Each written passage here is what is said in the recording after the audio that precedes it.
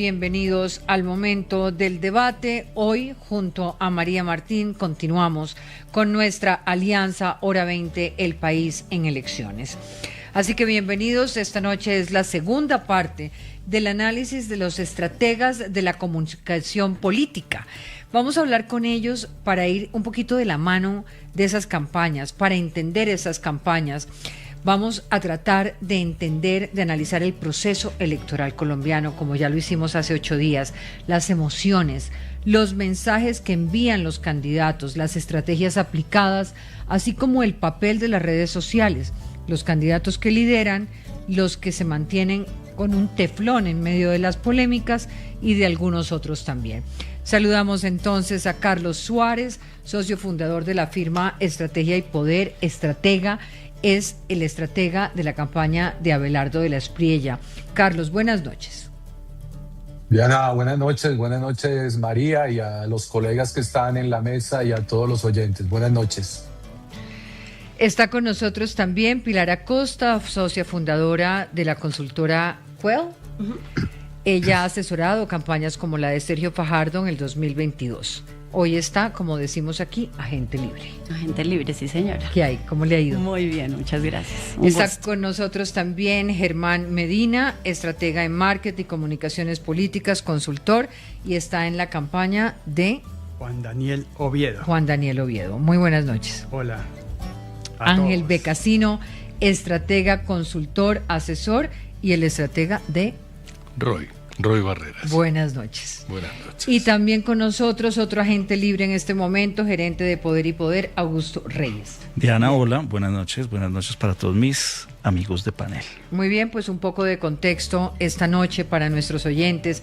Estamos a 19 días de acudir a las urnas para renovar al Congreso de la República, definir mayorías, las fuerzas políticas con más peso y también para elegir entre 3 consultas que reúnen a 17 candidatos de 3 corrientes diferentes. Una de centro-derecha, la de centro y la de centro-izquierda. Una medición que dejó por fuera a quienes por ahora lideran las encuestas en intención del voto, Iván Cepeda, Abelardo de la Espriella y Sergio Fajardo. Cada campaña impulsa sus estrategias. Discursos en contra del gobierno, discursos que proponen una visión diferente del país, vamos a ver si eso es así o no, discursos que prometen la consolidación del proyecto de la izquierda, algunos que buscan mover las emociones, otros acuden a la polarización y alejarse de los extremos. Y esta realidad se cruza con una coyuntura como el futuro del salario mínimo en este momento, decreto suspendido por el Consejo de Estado el viernes pasado, que ha provocado llamado a marchas por parte del gobierno nacional, la capitalización por parte de la izquierda de un tema que resulta fundamental para todos los trabajadores colombianos. El gobierno también busca mover otros temas como la constituyente, el inicio de la recolección de firmas que se dio precisamente anoche, hechos que ocurren antes de acudir a las urnas. Y de otro lado están las redes sociales y su impacto que tiene en la estrategia. Según Meta, cerca de 10 campañas han gastado en los últimos 90 días 1.712 millones de pesos, siendo Juan Carlos Pinzón, Paloma Valencia, Miguel Uribe Londoño los candidatos que según estas estadísticas más han gastado en la plataforma Instagram y Facebook. Le doy la palabra entonces a mi compañera del País, María Martín. Arranca. Empecemos con una mirada general hacia la manera como funcionan las estrategias en las distintas campañas que estamos viendo estos días. Les voy a pedir que elijan una campaña, un candidato que les llame la atención y que nos cuenten qué destacarían de las estrategias de ese candidato. Manifiesten sus intereses, repitan a quienes asesoran y adelante con el análisis. ¿Quién quiere arrancar? Pues hablemos del candidato que puede ser la sorpresa en estas elecciones, Juan Daniel. Sea objetivo, Germán, por favor. Yo pensé que iba a escoger un candidato que no fuera el que usted asesora, pero bueno, mándese. Me parece interesante oír la opinión de ellos. Quiere decir que Carlos Suárez hablará de Abelardo y Roy y aquí Becasino hablará de Roy. Les tocó a ustedes hablar de todos los demás. Hablamos de bueno, rotémonos, por favor, rotémonos, Diana. Deberíamos rotar. Nos podemos rotar. A ver, les propongo una cosa. Los que representan, asesoran a un candidato, escojan ese y otro, me parece. para que podamos mirar un poquito eso. A ver, arranque, Germán. Entonces, Juan Daniel Oviedo, pues de verdad, y lo repito nuevamente, puede ser la sorpresa en estas elecciones. ¿Por qué?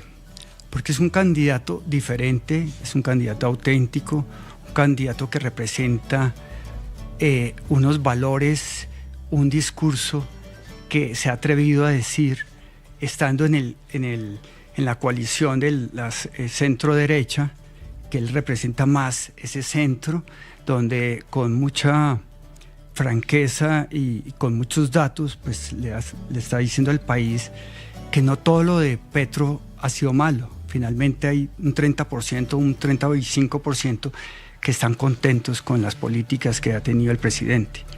Y esto decirlo en esta consulta pues es más difícil, pero sobre todo es porque está sustentado en datos, en los números que le permiten decir con toda franqueza y directo a la opinión nacional esas cosas que están sucediendo en el país. Entonces, ese candidato con esa autenticidad, con esa forma de ser, con esa hoja de vida, con todo lo que le ha pasado, pues, y su discurso, pues puede generar una sorpresa porque finalmente él suma y no divide.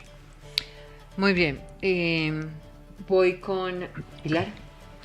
Bueno, yo quisiera más bien hablar de las consultas en general, ya que hay tanto representante de cada candidato. Yo empezaría diciendo que a 20 días lo que estamos es a una prueba de más que un voto de opinión, una fuerza, digamos, de partidos políticos. Estamos en la primera prueba antes de esa primera vuelta, donde está en juego es la viabilidad política. Entonces, pero me referiría... ¿Sería que te pronunciaras desde la estrategia comunicativa, desde la comunicación política? Sí, desde la comunicación política podría decir que, digamos, la gran consulta, para referirme, digamos, a una de las consultas y al centro y a todos los representantes que están ahí, pues están jugando... tienen un reto, tienen quizás un reto y es trabajar en colectivo. Quizás que esa gran consulta no termine por marcar simplemente una tendencia de un partido existente, sino que logre generar un equipo y que logre, ojalá, traducir el sentimiento de ese centro que a veces es interpretado como un centro ideológico y a mí me parece que es más un centro sentimental, emocional, de comportamiento. Entonces, ahí creo que la estrategia de ellos, el reto que tienen en esa estrategia de comunicaciones es justamente pasar de esas maquinarias partidistas, empezar a movilizar con opinión, poder empezar a consolidarse como equipo y ahí marcar unas diferencias. Augusto, ¿cuál sería su candidato y por qué? Con respecto a la estrategia que más le llama la atención, claro. María, te voy a hacer, digamos, un panorama general rápido. Pocas cosas han sorprendido en esta campaña, la verdad. La verdad, estoy casi que aburrido, muy aburrido, pero hay que resaltar algunas cosas. Tenemos que aceptar que la campaña de Abelardo refrescó el aire, el ambiente con la inteligencia artificial. Eso merece un aplauso. Hay que aceptar que el señor Roy Barreras ha agitado la emoción en las 2 últimas semanas, con unos movimientos tácticos y estratégicos en el sentido político. Eso merece un aplauso. Merece un aplauso la posibilidad de que 9 personajes hayan tenido la sensatez de que se pegaran a algo, a un común denominador y lograran la gran consulta. Eso merece un aplauso. De resto, digamos que la campaña ha estado muy normal y dentro de lo de Abelardo, que no es nada nuevo, viene pues obviamente, ya tuvimos un modelo con Javier Milei, pero el hecho de verlo, de sentirlo acá y de jugar también con ese tipo de tácticas, pues también refrescan la escena política colombiana. Carlos, por alusiones, salvando a Abelardo, que es su candidato, ¿cuál sería otro candidato que usted destacaría por su estrategia en estas últimas semanas? No, a mí me gustaría destacar al candidato fantasma, a Iván Cepeda. Iván Cepeda es un fenómeno político que tenemos que empezar a analizar todos los estrategas desde la siguiente perspectiva. Iván Cepeda no aparece en los grandes medios de comunicación, está en cuarentena y no da entrevistas, se ha logrado, digamos que escabullir de la escena mediática y de la escena política. El manejo de sus redes sociales es un manejo bastante discreto, es un manejo que no tiene mayor parrilla propia dentro de su ecosistema digital, y adicionalmente a eso, pues sus salidas a calle y sus salidas multitudinarias son bastante escasas y bastante, digamos que, espaciadas en el tiempo. Pues precisamente, Carlos, tenía esa pregunta porque, y para que podamos seguir en el tema de Iván Cepeda, ¿es sostenible esa campaña de plaza pública? Por ahora lo estamos viendo, la campaña está concentrada en las calles, a diferencia de casi todos los candidatos, en un discurso ceñido a la militancia. Entonces, ¿qué pasa si la campaña se queda en ese punto? ¿Y por qué le va tan bien estando en una campaña que podría uno decir que es muy tradicional? No, yo creo que ni siquiera es tradicional, precisamente al contrario. El punto que estoy resaltando es que es una campaña tan poco tradicional que prácticamente es una campaña que se está haciendo sin candidato.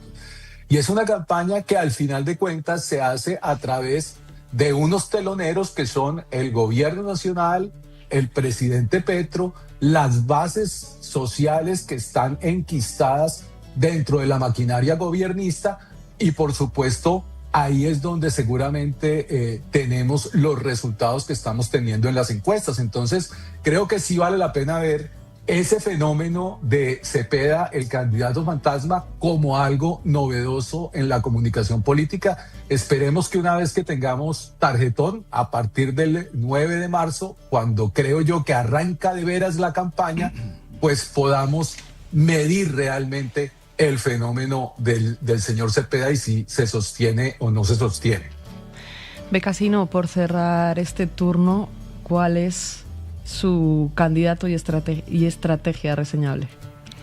Bueno, yo tengo una serie de consideraciones. En cierta medida voy en la dirección de lo que dice Carlos. Es llamativo, en primer lugar, un candidato que está en plaza pública pero lee su discurso, que es el caso de Iván. En segundo lugar, un candidato que evita, pero con todo, la posibilidad de debatir. En tercer lugar, evidentemente hay un aparato que está trabajando para él. Carlos se refiere a las redes propias, pero hay un gran despliegue digital de ataque que lo está, digamos, recibiendo en particular Roy, que es el candidato con el cual yo estoy trabajando. Y hay un detalle para considerar que es llamativo, primero en esta primera fase preelectoral, porque estoy de acuerdo en que la fase electoral dura, arranca el 9 de marzo. Pero en esa fase hay una cantidad de encuestas que han trabajado consistentemente en una tendencia. Dentro de esa tendencia hay un candidato que uno dice, sí, está llamando la atención muy fuerte, que es el caso de Abelardo, y entonces es claro que él está irrumpiendo y marcando una posición en las encuestas. Lo mismo un poco de lo que pasó con Vicky hace un año atrás, cuando empezó eso y la espuma luego se cayó. Sí. Pero hay otro candidato que está en el 0 en esa encuesta en la que ellos están creyendo. En esas encuestas Roy aparece en el 0. Sin embargo, todo el mundo lo tiene presente a Roy, como si fuera el superfantasma, digamos acá, ¿no es cierto? Y esta batería de operación digital ataca violentamente a Roy. Es mucha gente de un sector que es el sector duro que tiene Cepeda cuando uno mira fríamente lo que hay, que es la UP, el Partido Comunista, parte del Polo y luego parte del aparato de gobierno. Entonces, ese cuadro es un cuadro que no se sostiene y que a mí me lleva a pensar un poco en lo que ha pasado en otros momentos electorales en el pasado. Si nos acordamos, vos, María, no lo tenés presente, pero vos, Diana, sí. Hubo un momento en que Enrique Peñalosa punteaba de lejos y todos decían, bueno, el presidente va a ser Peñalosa después de la primera alcaldía de Bogotá. Nada. Cuando llegó la realidad se desinfló por completo. Entonces hay unos fenómenos que se han construido en este momento a partir de unas encuestas, que son raras en ciertas posiciones que dan. Roy, ¿qué está buscando, qué está buscando Roy? ¿Y en qué? La presidencia. Sí, claro, pero en el tema frente a Cepeda, contabilizarse en esa consulta para luego llegar a ese 1,5 millones y mirar a ver cuál de los dos arranca. Hay una realidad. En el 22 el país votó cambio mayoritariamente. Una versión de cambio que era Rodolfo y una versión de cambio que era Petro. La versión de cambio que era Petro, que triunfó, salió con 11 millones y pico o alguna cosa por el estilo. La consulta que hizo el pacto solo recibió algo menos de 3 millones de participantes, contando la gente que votó para Congreso, la gente que votó por Carolina Corcho y la gente que votó por Iván.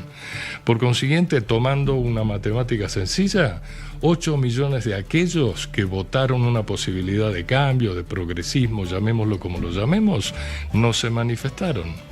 Eso es lo que está buscando la consulta del Frente Amplio por la Vida, donde está Roy. Ese es pues una cosa elemental. No podés aceptar que de 11 millones, quienes decidan quién es el candidato sean 1,5 millones o algo más. Voy a unir dos preguntas porque me parece interesante aquí mirar que ustedes nos cuenten cómo han cambiado las estrategias políticas, de comunicación política, por edad, por sexo, por nivel educativo, por regiones. ¿Cómo se están construyendo los mensajes? ¿En qué piensan ustedes como estratega cuando están construyendo esos mensajes? Hemos visto campañas de alto impacto, vimos la de Nueva York con Mandami, pero también la de Obama en el 2008, 2012. Y acá me pregunto, porque siempre que hablábamos acá, y llevamos demasiados años ya en elecciones, hablábamos de esas emociones, ¿no? Abelardo y Carlos me dirá si no, pues envía mensajes muy relacionados con eso, ¿no? Con mover esas emociones, con un estilo más agresivo en temas como destripar la izquierda. Y así tenemos otros candidatos. Cepeda, pues ya hemos visto que ustedes lo han llamado el candidato fantasma, pero le está hablando a una audiencia que reconoce. Entonces, ¿qué es lo que ha cambiado en la estrategia política, si ha cambiado, para llegarle a las audiencias, Germán? Yo te diría una cosita, perdóname un segundito. La emoción antes, así como hubo una etapa en que se razonaba y la comunicación política era racional, luego pasó a ser emocional. Y hoy la emoción es parte de un nuevo momento del escenario político, que es un escenario de entretenimiento. O sea, hace mucho tiempo empezamos a ver el espectáculo político y la atracción hacia el electorado era un espectáculo. Este espectáculo entró en una fase un tanto más frívola, que es el entretenimiento, y dentro del entretenimiento la emoción es un factor. Y el caso de Abelardo, por tocar ese caso, es que Abelardo está entreteniendo, así como Milei fue alguien que entretenía a la multitud, mucho más obvio que Abelardo. Perdón. Germán. No. Estoy en parte de acuerdo con Ángel. Yo llamo a esta etapa que está viviendo la política, no solo en Colombia, sino en el mundo, el caos de la política del circo. Y las redes sociales nos han llevado a eso. Entonces, los candidatos están más preocupados en hacer su video, llamar, tener los likes que ellos quieren, que de verdad hacer la política como se debía hacer. Entonces, estamos atrapados cada día más en ese caos. Y lo dice Ángel con mucha claridad, estamos en un espectáculo de llamar la atención. A veces tratando de buscar la emoción, a ver cómo conectamos con el ciudadano, pero la verdad, las campañas se han vuelto a eso, a ver cómo tenemos más likes. ¿Cuántos tuvimos este día? Antiguamente las campañas tenían un comercial a la semana, máximo. Hoy en día la pelea es a ver si sacamos 10, 15 videos al día. No se piensa, sino se busca cómo generamos ese impacto del espectáculo, del caos. Que la gente... es también por un cambio en las audiencias. Y en los canales, en las audiencias, en los canales, claro. en la atención. Sí. Entonces, ¿cómo llamamos la atención? entonces uno arranca, vamos a hacer el gancho. Es lo primero que uno piensa, no piensa en la idea, sino el gancho. El gancho para llamar, que el video que tiene que pasar de 1,5 segundos para que la gente lo pueda ver. Entonces caemos en esa trampa y en eso estamos ahorita. Entonces yo lo llamo el caos de la política del circo. Yo ahí quisiera sumar una cosa y es, Diana, la verdad es que la gran pregunta es cómo crear emoción. Y eso nos lleva, yo creo que a un elemento central de a donde nos ha llevado las redes sociales, y es la palabra que yo digo como central hoy en redes, que es provocar. ¿Qué pasa con la provocación?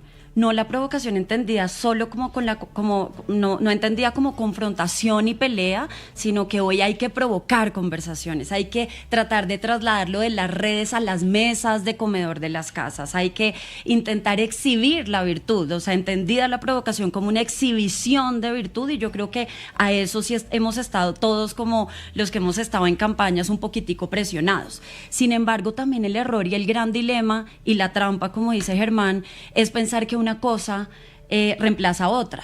Ejemplo, yo estoy de acuerdo, yo creo que las redes sociales además nos han facilitado el camino y el trabajo, sobre todo en visibilidad. El costo que pagábamos antes para ser visibles versus el costo y la eficiencia que pagamos hoy es relativamente menor. Pero eso no reemplaza la movilización en territorio, y por eso ese candidato fantasma que ahorita decían, yo creo que se está jugando una estrategia que es muy válida justo para este momento, antes de la primera vuelta, que es una consulta, porque es que se está jugando esa allá. Resultaría un candidato fantasma en lo digital, pero uno podría pensar que pero no en el territorio. Exactamente. En cambio, en el caso de Abelardo, pregunto, Carlos, ¿está siendo un candidato fantasma en lo que tiene que ver con la relación con la gente y con la propuesta específica?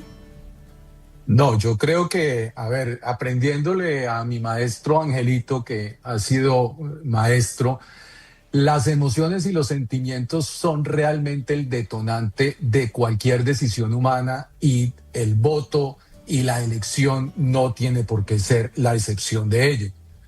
Y lo otro que yo creo que también tenemos que ver es que nosotros mismos tenemos que evolucionar alrededor de lo que está pasando en la comunicación moderna, no solamente en la comunicación política, sino en todo el fenómeno comunicacional. La comunicación digital y el mundo digital llegó para hacer una cuarta revolución en la humanidad, y la estamos viviendo y la tenemos que transitar sin hacer evocaciones de que todo pasado fue mejor. Realmente lo que tenemos que hacer es adaptarnos y no trivializar lo que está sucediendo. Aquí no se está tratando de montar un circo, como seguramente lo están definiendo algunos de mis colegas. También hay que determinar que aquí está habiendo un fervor popular que el país no había visto, por lo menos en lo que va corrido de este siglo. ¿Por quién? Es que en Colombia... ¿Un fervor popular por quién? Obviamente por Abelardo de la Espriella, porque... Así es como usted lo percibe. Claro. No, así es como me lo están diciendo las mediciones, como me lo dicen las mediciones digitales, como me lo dicen las conversaciones, como nos lo dice la calle cuando vamos a cada uno de los mítines políticos en los que estamos acudiendo, porque contrario al candidato fantasma, nosotros estamos en lo digital, nosotros estamos en los medios de comunicación, nosotros estamos en la calle y no nos estamos escondiendo para presentar nuestra fórmula a la presidencia. Es que el siglo XXI en la política... Perdóname, termine, Diana, y termino. Es que el siglo XXI en la política en Colombia duró 25 años para llegar. Nosotros desde el año 2002 estamos o veníamos trancados en una sola manera de hacer política que venía del siglo pasado, con los medios de comunicación del siglo pasado, con las fórmulas políticas del siglo pasado, y solamente ahora, en el 2026, estamos llegando a una nueva comunicación y a una nueva manera de hacer política, y eso lo está encarnando el único candidato que es diferente a todos los demás, el outsider que está generando fervor popular y que lo estamos viendo avanzando paso a paso. Ahí difiero de Angelito con esa esperanza que tienen los demás de que esto va a ser un fenómeno como el de Vicky, que se le bajó la espuma. Pues ahora sí esta le hago espuma la va pregunta a creciendo Carlos. mes a mes. Mayo es muy lejos. día a día Ahora en la le hago, vida. espéreme, le hago la pregunta. Una semana es tanto en campaña, Sí, Carlitos. espéreme, le hago la pregunta. Si ese que usted llama fervor popular fuera real, digamos, en el supuesto de que sea como usted lo está planteando, entonces ese fervor popular nace de movilizar emociones. Me pregunto si lo responsable para un país y para cualquier país y para cualquier proceso electoral no es que todos los estrategas plantearan no movilizar el voto a través de emoción, sino de la razón, para poder entender o por lo menos votar por el país que quieren, Diana, las emociones que exista, no, que quieren habitar. Pero es que no puedo compartir tu planteamiento por una razón sencilla. Es que no es que estemos detonando emociones, es que las emociones existen, están presentes, hacen parte de la naturaleza humana. Claro, Son pero lo la que nos campaña llevan hoy, a tomar pero obviamente decisiones. aquí lo están diciendo todos, las campañas políticas en general, no solamente la suya, pues están construidas para movilizar esas emociones y por lo tanto movilizar el voto. Y yo me pregunto si esa movilización emocional, si esa decisión emocional es la correcta para tomar decisiones en la democracia. La racionalidad hay que dejarla en para los científicos de laboratorio. Ahí es donde está la razón, en las fórmulas matemáticas. Pero eso subestimar al elector, querido Carlos. Eso hace parte no de la subestimemos al elector, humana. Carlos. No subestimemos al elector. El elector Para también tiene una absolutamente capacidad nada. también de ver Para a su candidato absolutamente en un nada. debate. No, Comparar señor, pero es que a 4 o nadie está 5 diciendo que no personajes vayamos a un para debate, decir, por oiga, me supuesto. gusta la propuesta de este personaje más allá del término y que es que tú usó crees que un o debate del es performance la que está racionalidad, usando. Yo Augusto. creo que también Un subestimar al debate es la elector racionalidad. y Yo creo que solamente por ahí no van los plantearlo tiros. en un tema de El hecho de que tú emocionalidades estés diciendo me que parece esto que es es reducir, racionalidad, tu es trabajo, totalmente reducir el ajeno personaje a la que Bueno, estás en llevando. este punto ya, con la en este humanidad. punto ya ninguno de nuestros oyentes está oyendo nada, Diana, ni la viendo gran nada. ausente, De acuerdo. ¿sabes cuál Entonces es? vamos, Augusto. ¿Sabes cuál es Augusto, cuál es el vamos, gran pero ausente de perdóneme, esto? Augusto, vamos uno por uno. Entonces, ¿Sabes le cuál doy es la el gran? palabra. Gracias. ¿Sabes cuál es el gran ausente de esto? La propuesta. La última gran campaña que Colombia tuvo, con propuestas importantes, con agendas, no, con grandes banderas, yo creo que fue hace 2 elecciones. Recuerdo mucho que Germán Vargas, en su momento, sacó 12 cartillas, 12. Y De perdió. vivienda, de salud, y se dedicó juiciosamente Claro, y perdió, Diana. ¿Qué pasó a partir de ahí? Y es que ahí es donde tenemos que comprender lo que está pasando. Hay un reality político, así lo denomino yo en mi libro, hay un reality político y hay que adaptar la comunicación. Pero ojo, venir a decir acá Claro, que a es mí que lo que me solamente con preocupa, performance María, vamos a mira, ganar por las eso te lo elecciones, preguntaba, eso también es es muy cómo líquido, esa muy líquido, adaptación al profesionalmente es muy reality líquido. político Pero la verdad- termina en todo esto. Pero a ver, Augusto yo los debería voy a revisar invitar. María las tiene otras propuestas preguntas porque si no nos para vamos a quedar en satisfacer eso. Yo su solo- racionalidad. Mire, te digo Carlos, una cosa. espéreme. Mi primera campaña fue, imagínate, Gaviria.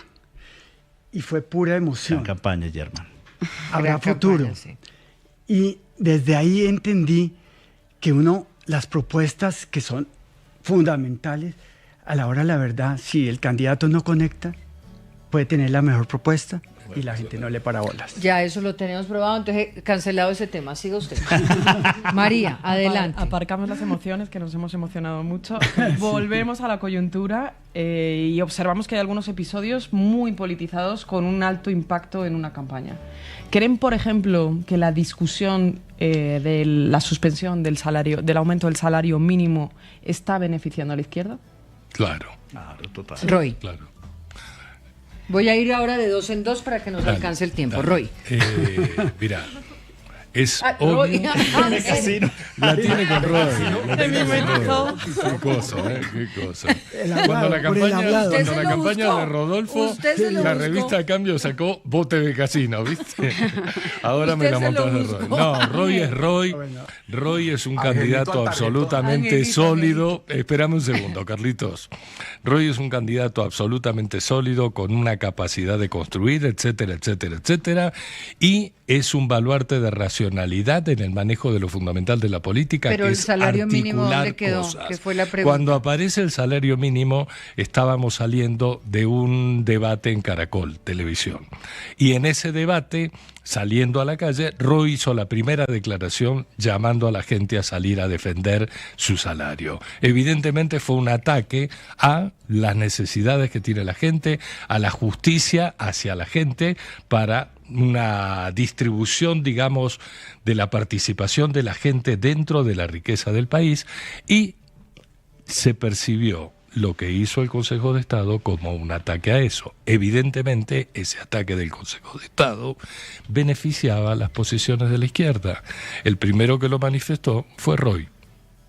Porque es una campaña del populismo del gobierno. ¿Cuál? No. ¿Eso?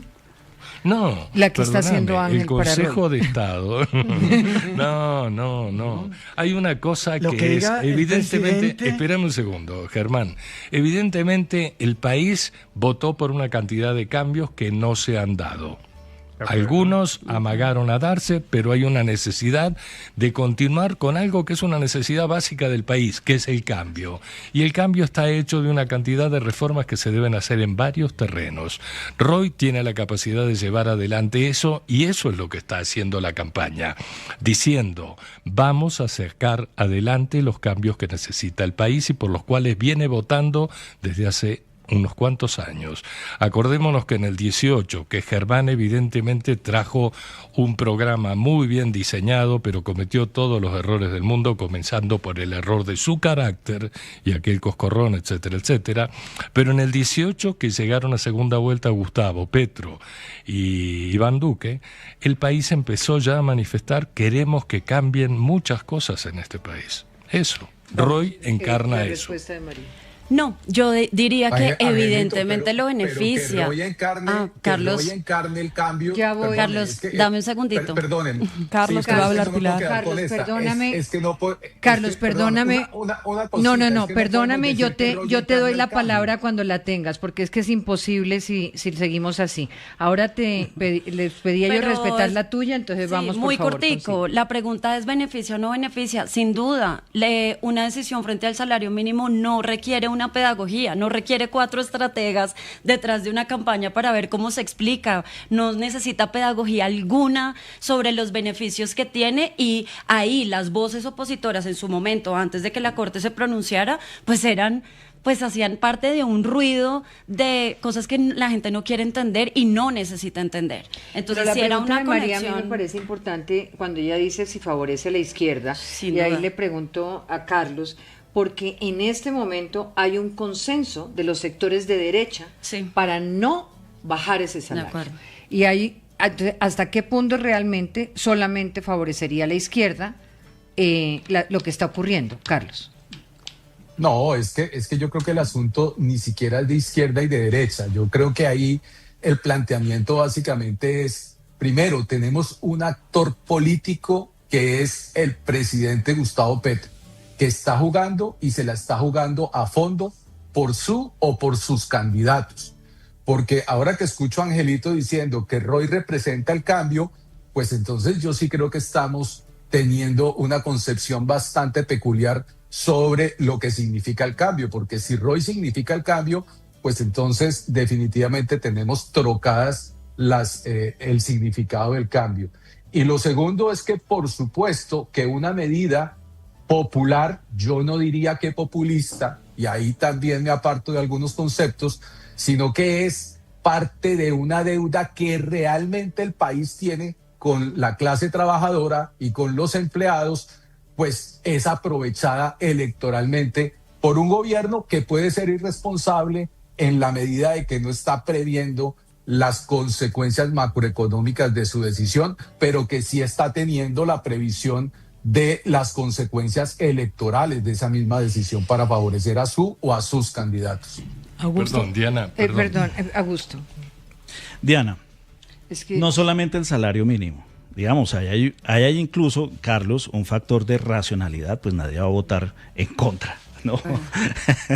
Pero, y obviamente eso uno lo puede empacar en emoción, tú lo sabes, acá todos lo sabemos. Pero no solamente es el alza del salario, es el poder del gobierno, es el esfero, es la contratación pública, es la burocracia, es todo ese aparato que va a beneficiar al candidato, llámese hoy Iván Cepeda o mañana Roy Barreras. Pero claro que ese músculo va a movilizar y va a beneficiar. No hay duda de eso, no les quepa la mayor duda. Y si esta elección va a ser tan cerrada, como algunos creemos, al final de segunda vuelta, yo les tengo noticias y es que el esfero moviliza más que un comercial a veces. María, ¿tienes alguna pregunta? No, quería darle la palabra a Germán, que se quedó a medias por si quería concluir. No, de acuerdo. El salario mínimo pues ayuda a la izquierda y ya la derecha llegó tarde. Sí. Yo tengo otra pregunta acá y tiene que ver con los punteros o digamos con aquellos candidatos que parecieran tener como una especie de teflón frente a todo. Ocurrió con Uribe durante muchísimo tiempo y pareciera estar ocurriendo en el caso de Roy, a quien se le han hecho acusaciones no probadas por la justicia, pero acusaciones y digamos en el escenario de la política, de burocracia, de cooptación de recursos públicos, de estar con todos y con ninguno, Abelardo en el caso de Saab Murcia, a Cepeda en todos los casos de corrupción del gobierno Petro frente a los cuales no se ha pronunciado. ¿Cómo se explica cada uno de ustedes que algunos candidatos no les afecte nada de lo que se dice sobre ellos, nada de lo que se denuncia sobre ellos? ¿Eso cómo se llama en la comunicación política? Como en el caso de lo que ocurrió con Uribe en su momento y el mismo Petro también. Pues yo diría que eso tiene que ver mucho también con el electorado. Yo creo que tú planteabas al principio que han cambiado los comportamientos y que las audiencias también han ido mutando en sus comportamientos, y yo creo que el electorado ha terminado por decidir de manera general, no voy a especificar, que los escándalos dejaron de ser escándalos. O sea, es que ya los escándalos no son los mismos, y antes teníamos represas donde una historia, un caso de corrupción tenía un desarrollo, pero las redes sociales lo que nos han traído es un río de fugacidad y de rapidez. Entonces, pues yo diría que, y no solamente pasa con los candidatos, digamos, nacionales, sino también lo vimos con Trump, lo vimos en Estados Unidos perfectamente, tampoco los escándalos fueron escándalos. Entonces creo que estamos en una crisis de entender qué es un escándalo y qué realmente le afecta directamente a un ciudadano de a pie, y que definitivamente lo ven en una discusión de esfera política alejada a su realidad y sus necesidades. Augusto. Así como el tal cambio climático sí existe la polarización y existe la radicalización. Eso explica mucho de lo que estamos hablando. O sea, a mí no me importa si la estoy pasando mal, siempre y cuando por el que yo voté ganó y está en el poder y representa todo lo contrario a lo que no me gusta. Así la esté pasando mal. De eso se trata la polarización y de eso se trata el radicalismo. Ojo, acá lo estamos viendo. Alejandro Gaviria, cuando fue ministro con el caso de Kevin, cuando fue ministro casi le sacan los ojos por un caso, cuando él fue ministro también por una niña que falleció. Pero esas hordas hoy muteadas totalmente por el caso Kevin. La corrupción que antes era terrible, en menor proporción además, ¿cierto? O en su justa. Hoy frente a los escándalos máximos de corrupción del gobierno. No, hoy por ejemplo lo de, exactamente, ese caso que usted pone, polarización y radicalización. A lo que me quería referir. Hoy un niño, Kevin, muere, sufría de hemofilia, muere por falta de atención. El ministro Jaramillo de este gobierno, el ministro de Salud, dice cínicamente, eso debería constituir casi que un delito en este país, que el niño, que la culpa es de la mamá que lo dejó montar en bicicleta. No. Eso, ¿por qué no toca al gobierno? Germán. Sí, es una muy buena pregunta. Y pasa con los candidatos y pasa con todos. Sí. No, pero sí lo toca, Diana. ¿Sí lo toca? ¿Me puede decir dónde? No, claro que sí. ¿Eso no debería tumbar a un ministro en cualquier país? Claro, porque como acá se cierran filas, es el mismo gobierno el que cierra filas. Pero claro que hay una opinión pública que desde anoche mismo, anoche yo ya amaneció indignadísima y hubo una conversación, métricas hay alrededor de eso. Hay una indignación total, pero también hay un porcentaje que guardó silencio, y que no solamente guardó silencio, sino que además salió a defender. Y una cosa muy triste, que mañana hay otra noticia y ya Ya lo la del tapa. niño ya pasó. Me pareció. Entonces es tan rápido todo esto de las redes, toda la comunicación va a una velocidad que lo de hoy ya es pasado. ¿Alguno más? Yo quiero comentar algo. Los escándalos son parte de ese entretenimiento. Ajá. Se volvieron parte del espectáculo. Los escándalos tienen un gran problema acá y en todo el mundo, que es están minando la confianza en la institución que, lo querramos o no, tiene que ver con la política. Pero no minan al candidato. No minan al candidato en algunos casos. En ¿Por otros qué? casos sí. Eso es lo que quiero que me Claro, explique. porque ¿Por te qué en estoy unos casos sí y diciendo- en otros perdón, no? Germán lo acaba de comentar con respecto al caso de este niñito, que es la vertiginosidad de los estímulos, de las motivaciones, de las noticias, llámalo como quieras, pero eso hace que haya una fricción enorme sobre nuestra capacidad de capturar algo y darle un recorrido dentro de nosotros como opinión. Entonces no nos afecta.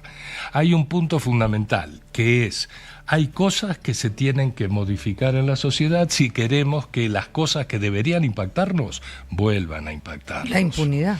La impunidad es una cosa terrible que pasa con respecto al que te roba un celular como con respecto al que se roba toda la plata para la alimentación de los niños. Y acá hay algo que le quiero contestar a Carlos, que no me dejaste contestarlo, que es, cuando hablamos de cambio, ojo, hay cambio en reversa. Hay propuestas políticas que significan un cambio contra el gobierno Petro y contra lo que la gente quiere que evolucionen en transformaciones en este país. Y hay otro cambio que es el que yo digo que está trabajando Roy, que es en la continuidad de un cambio que el país viene pidiendo desde hace un montón de años. Eso. A pesar de haber estado en todos los gobiernos anteriores. Claro, y ojo una cosa, Roy tiene una posición en cada momento, y esto si querés no lo asumas, pero en cada momento él jugó con aquello que le pareció que era lo más conveniente para el país. Eso hace que en muchos otros casos hay políticos que pasaron por un montón de camisetas, igual que un jugador de fútbol pasa por un montón de camisetas, y sin embargo nadie se la aplica como se la han aplicado a Roy. Yo no sé si es el tema que decía Augusto de la polarización o la radicalización, pues que he escuchado gente básicamente decir, si es de izquierda, pues que se perdonan los pecados de su candidato porque es su corrupto. Exacto. Y el de la derecha también se le perdona porque es el de ese sector. Y no entiendo en qué momento la sociedad puede llegar a ese nivel para tomar una decisión. Pero tengo otra pregunta y tiene que ver con el centro. Tiene que ver con ese centro tan complejo en todos los países del mundo. Pero Carlos Granés decía en una entrevista en El Tiempo que el centro todavía tiene opciones. Él decía que los candidatos centristas deberían tratar de ser un tercer vértice y no un antídoto. ¿Creen ustedes que esa alternativa es real en Colombia, que todavía es posible, Carlos? Bueno, yo creo que como se ha venido presentando, la política siempre es una lucha de contrarios. Y al final de cuentas, la batalla política termina siempre en representando lo que está viviendo la sociedad. Y la sociedad, en eso sí estoy de acuerdo con algunos que lo han planteado aquí en esta mesa, es que hay un fenómeno de polarización. Y al haber un fenómeno de polarización, esto está perfectamente radicalizado o de un lado o del otro, y poco a poco los espacios para eso que se ha llamado el centro, que a mí ya no me gusta llamarlo el centro, sino aquellos que yo creo que son más independientes que centro. En algunas mediciones que estamos haciendo en Colombia, la gente ya dice no ser ni de derecha, ni de izquierda, ni de centro, porque empieza a meter al centro como parte del mismo establecimiento, y los que se autodenominan como independientes yo creo que han empezado a reemplazar ese, entre comillas, centro. Son muy importantes porque al final de cuentas son los que van a determinar cómo van a inclinar la balanza hacia uno de los dos extremos, en donde ya estamos viendo que esto está jugado. Porque la polarización nos ha llevado a eso, y así está jugada hoy la sociedad colombiana. No creo. Germán. No creo lo que estás diciendo. Yo creo que ahorita con el tema de la gran consulta o de las consultas hay una esperanza de que suceda algo diferente, que la gran consulta, si saca un número de votos muy representativo, puede cambiar la historia de esta campaña. Entonces, sí, los repartidos. ¿Qué? Que ojalá repartidos. Sí, repartiditos. Pero si esta consulta, la gran consulta, saca unos votos, hablamos de 5 o 6 millones de votos, marca una pauta totalmente diferente y los votos que están en la polarización empiezan a venir, llámese al centro, lo que sea, buscan ese espacio. Entonces yo creo que todavía hay que darle ese compás de espera para que el 8 de marzo la gente salga a votar y escoja de verdad al candidato que quiere y no el que le impone. María. Bueno, yo quiero retomar un tema que hemos estado comentando a lo largo de esta hora, que son las redes sociales y su importancia. ¿Cuál es realmente ese papel que están teniendo en esta campaña? ¿Cuán fundamentales son dentro de las estrategias que diseñan los equipos de campaña, y si invertir en ellas esos millones de pesos que hemos visto que se están dejando estos días en tener más visibilidad es una garantía de éxito? En este caso quería empezar de hecho con Becasino y con Carlos, porque aprovechando la oportunidad de que tenemos dos estrategas de candidatos con dos perfiles muy distintos en redes sociales, me gustaría que cualquiera de los dos que empezase también para explicar ¿cómo se explica que Abelardo sea un fenómeno masivo en redes? Tiene casi 1 millón de seguidores solo en Instagram. Roy Barreras, en su caso, no llega a los 200.000. Y si realmente esa influencia en las redes sociales se traduce en votos. ¿Quién quiere empezar? Primero... Angelito. Dale, voy. Carlos. Empezó Angelito. Sí, arranqué yo, por delante tuyo. Lo primero es que los likes y ese tipo de comportamiento digital no se traducen en votos. Sin embargo, generan corrientes de opinión muy fuertes. Y esas corrientes de opinión, si son reforzadas con el trabajo en calle, yo tengo una lectura. Hoy por hoy, la calle tiene dos frentes. El frente virtual o digital y el frente físico, que es la calle-calle, ¿no es cierto? Y hay otro nivel de la política que no es visible, al que le llaman la máquina, que le llaman un montón de formas, que son, en el fondo, lo que Bobbio llamaba la articulación de un principio con una comunidad, por decirlo de esa manera. Eso es la política. Ok, entonces, dentro de todo este juego, las redes sociales son importantísimas. Son importantísimas las redes sociales y son importantísimas la posición de ciertos mensajes en buscadores, etcétera, etcétera. Entonces, como nuestra relación mayor con el mundo hoy es a través de las interfaces, las pantallitas, entonces eso tiene una importancia enorme. Algunas campañas lo trabajan muy fuerte y ahí capitalizan. El caso de la campaña de Abelardo, lo que está trabajando Carlitos, lo está trabajando muy fuerte. En el caso de otras campañas, claro, el balance es un balance de una mezcla de la combinación de las distintas formas de lucha que le llamaban en otra época. Carlos, te damos la palabra, nos queda muy poquito tiempo. Bueno, yo aquí quiero plantear una cosa. Primero, no son solamente las redes sociales, es en general el mundo digital. Ahorita Angelito lo planteaba mucho, en que el tema de los buscadores es fundamental. Alrededor del 80% del tráfico digital está dado en el mundo de los buscadores de Google, de YouTube, y solamente un 20% adicional es el que se mueve en las redes sociales. Eso es lo primero. Ahora también escuchaba, María, cuando tú dabas algunas cifras de las pautas que se están invirtiendo. Google y Meta son como un casino. Entre más plata tú le metas, más plata te van a pedir. Y ahí es donde creo que nosotros hemos podido sustentar algo que ahora traté de plantear, y es el fervor popular.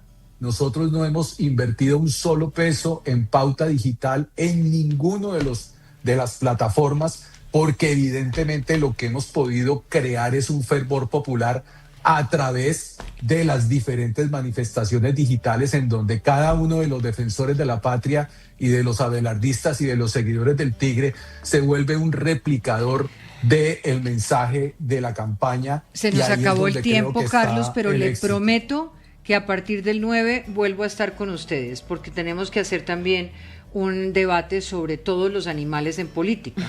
El tigre, hay otro. Serían política, hola. Sí, ahora. Exactamente.